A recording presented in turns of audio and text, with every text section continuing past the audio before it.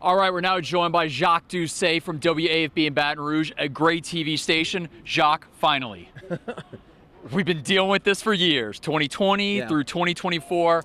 I could tell Brian Kelly's playing kind of coy there, but I'm sure in the locker room he was very excited that this losing streak is finally over. Well, there were some ingredients in this game that we had seen in the previous season in opening losses. LSU passing on a chip shot field goal late in the first half. They go for it. They don't get any points. Berrien Brown appears to have a touchdown reception, a beautiful one-handed stab.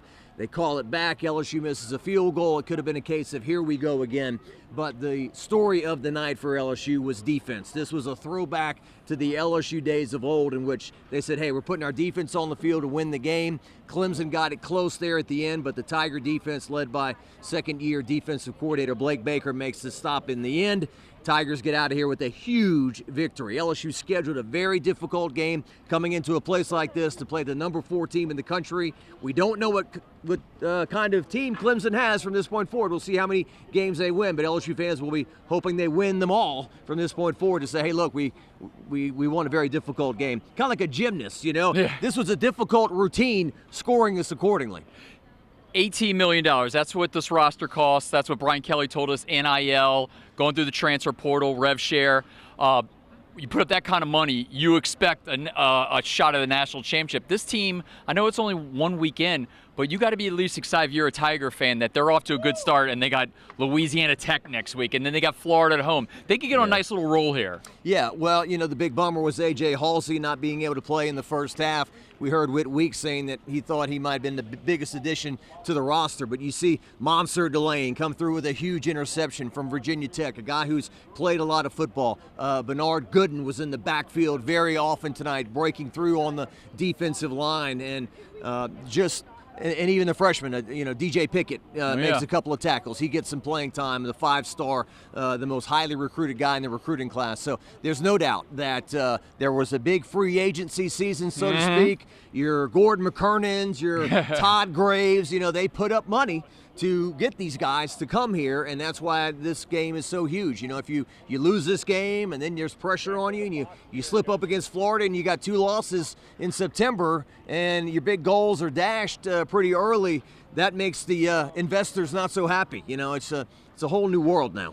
The defense, we talked about. The offense, so we talked about all the weapons in training camp, the Bauer Sharps, the Berrien Browns, the new guys on the roster. A lot of those guys had some key plays. I know Bauer Sharp had a fumble, but Berrien Brown had some really good catches. We think that might have been a touchdown in the end zone. Some of the additions and the transfer on the offensive side have kind of made this team whole on both sides now. Well, it's a season opener, so your offensive timing is not going to be there. You're on the road against a vocal crowd. That's why the defensive performance was so huge. The offense will only get better. The timing will get better. You will see Berrien Brown making a lot of big plays. I guess Nick Anderson, we didn't see him tonight. He was out there, but he didn't make a catch, I don't think. Yeah, so. Not Aaron Anderson from New Orleans, obviously. He was the comeback player of the year for LSU a year ago. And Trey'Dez Green, who we covered at Zachary High School, has only been playing football since his junior year in high school. He's a physical freak. The timing was off with him a little bit, but finally caught the touchdown there on the fade route. He's going to be very hard to stop at 6'7". But yes, lots of offensive additions. And Caden Durham, your sophomore running back, he got you some tough yards on the ground. Where was this defense in 2023? Imagine that defense with Jaden Daniels. We could be talking about like a mini dynasty going on here right now.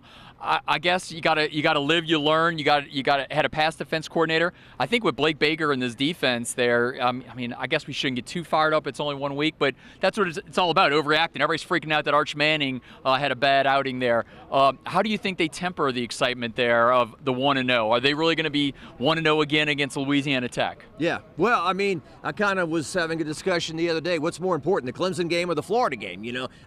But they put a lot of emphasis on this. They had 1-0 everywhere in the indoor LSU facility. They came out warming up in T-shirts that said 1-0 on the back of them, which was kind of a big statement in some people's opinion, kind of bold to put 1-0, but they needed to win the first game, and Verge Osbury was catching a lot of heat for scheduling this game 8 years ago because LSU fans were complaining about the neutral site games. Hey, stop taking the big games out of Tiger Stadium. Well, you got to go to Clemson for them to come to Baton Rouge, which they will next year in 2026. But Yeah, just a huge victory for LSU over a top 5 team, and all the season opening jokes will go away for a while. All right, that's Jacques Doucet from WAP 9 Sports. Back to you in the studio.